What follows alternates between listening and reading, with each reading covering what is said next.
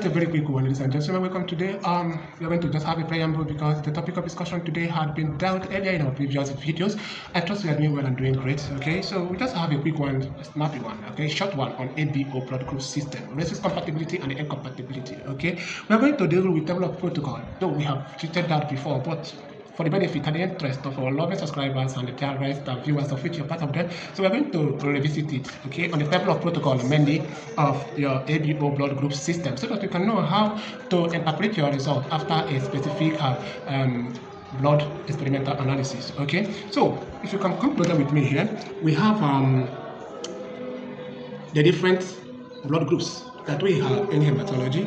Then we are going to, have a very important thing here. See this one here. This is plus that we are going to use to express agglutination. Okay, agglutination, and we are going to use minus to express no agglutination, of which you know the principle behind ABO blood group system. That is antigen, antibody, agglutination, antigen react with an antibody to give you a reaction, which is what we call agglutination. So we are going to use this plus to represent agglutination, and use this minus to represent no agglutination or no reaction. Of which in many occasions, many people use asterisks to represent present of agglutination, and even minus to present non-agglutination. Okay. Now we have anti-A blood group here, we have anti-B blood group here, we have anti-AB blood group, and we have our result compatibility factor, which is anti-O or O blood group system. And this is your result analysis. We have already brought the type of protocol here. I just want to review them for a clearer review. Okay. Now when there is reaction or agglutination on A, there is no agglutination on B. There is agglutination on AB. There is agglutination on D. That is A reacted and reacted on O. Then you have your result as A positive. This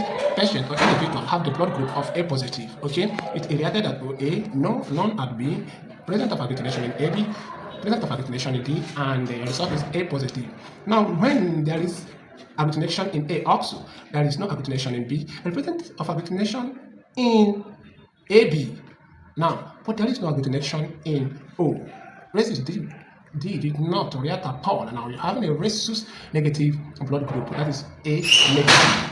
Okay, on A negative. Now, when you have a negative blood group system and you have in A did not react, B reacted, B also reacted, and D also reacted. You have a positive B blood groups now. You understand, because you have a positive rhesus factor of B now. It's going to give you B positive.